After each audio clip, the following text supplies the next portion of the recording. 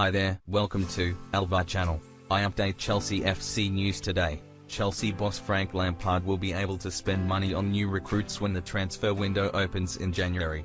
But he could save himself millions by waiting for players until the summer, with a plethora of talent set to become available. Alva Channel looks at the signings the Blues should try and make for zero cost, and how they could line up. Jan Vertonghen. It looks as if Jan Vertonghen will be leaving Tottenham for nothing at the end of the campaign. And Chelsea could do a lot worse than signing the Belgium international, who would bring some much-needed experience to their backline. At the back, the West London Giants have youthful options. Kurt Zouma is 25, Fikayo Tomori is 22, Andreas Christensen is 23 and Antonio Rudiger is 26. Therefore Vertonghen, at the age of 32, would be a shrewd acquisition to Lampard's squad. Leverkusen. Chelsea could find themselves losing Marcos Alonso, with the Spain international wanted by Antonio Conte's Inter Milan. And, though he's struggled for minutes at the Parc des Princes, Leverkusen would be a suitable replacement. Tottenham have been linked with the PSG star, whose contract in France expires at the end of the current campaign. Yet Chelsea could swoop in. Kosovo is a solid defender on his day and would be a challenger for the left-back spot with Emerson Palmieri. Luka Modric. Just over a year since he won the Ballon d'Or, Luka Modric is expected to leave Real Madrid this coming summer. The Croatia international is yet to sign a contract extension at the Bernabeu, and he and Chelsea have history. The Blues wanted to sign him from Tottenham back in 2012 but were prevented from doing so by Daniel Levy, who flogged him to Spain instead. And Chelsea could use his experience. Again, Lampard's side are lacking in that department, and Modric could be the ideal partner for N'Golo Kante in the middle of the park. Jose Callejon. Chelsea were interested in signing Jose Callejon when Maurizio Sarri ruled the Stamford Bridge roost.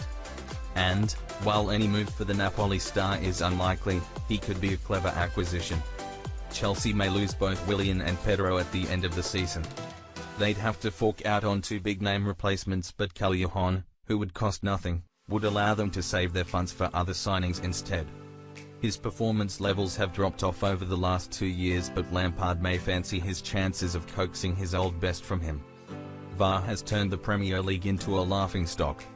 The new technology has had a couple of bad weekends this term, but Saturday was the worst day for goals being wrongly ruled out. Players, managers and fans are all complaining, and I can see why. No one is enjoying this. We're killing the sport as we know it. I'm bewildered because too many goals are being ruled out due to the biggest issue within VAR, marginal offsides. The benefit of the doubt used to go to the attacker, but not anymore. At worst, Norwich's Teemu Pukki was level. Why are we even looking at incidents like this? No one would have complained had Pukki's goal stood against Spurs. The purists will say offside is offside. But the technology isn't 100% accurate, so offside will remain open to interpretation. Football isn't about armpits or the skin of a shoulder. It's about goals and entertaining the fans in the most watched league in the world. I hoped VAR would eradicate major offside errors such as Cesar Azpilicueta's goal for Chelsea at Cardiff last season. Yet VAR should not have intervened for any of the 3 goals scored by Pukki, Dan Burn, and Max Meyer. I suggest that for marginal offsides we follow cricket's use of umpire's call, so we stay with the on-field decision. David Luiz showed he is no sentimentalist after kung fu kicking former teammate N'Golo Kante in the head. Chelsea fans were aghast that the Arsenal defender raised his foot to the Frenchman's cheek during their thrilling 2-1 win. But there was no punishment for Luiz, who moved from West to North London over the summer for a knockdown £8 million. During his commentary on Sky Sports, Manchester United legend Gary Neville said, "I have to say that's unorthodox and stupid from David Luiz. He just follows through ridiculously. I'm not sure he makes contact, but what is he doing? It's a ridiculous thing to do. He's played so well, the team have played so well, then you see that.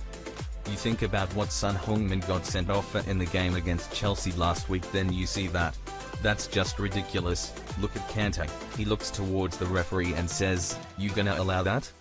Luiz, one of the heroes of Munich in 2012 and a 2-time Premier League winner, is experienced enough to know what trouble this would get himself into. But there was no card for this challenge just before half-time from Craig Pawson. As if Luiz somehow knew he had been lucky to get away with it, his name was taken down just after half-time for a different offence. Arsenal's loopy defence were not reliable enough to keep out resurgent Chelsea though, as Bernd Leno's error gifted Jorginho an equaliser after Pierre-Emerick Aubameyang's first half opener. Then as Mikel Arteta's side pushed for a winner, they were caught on the counter-attack. Willian's run and square ball to Tammy Abraham was good. But it was Luis who did not get close enough to the England striker, who was allowed to turn in the box, shoot and score the winner.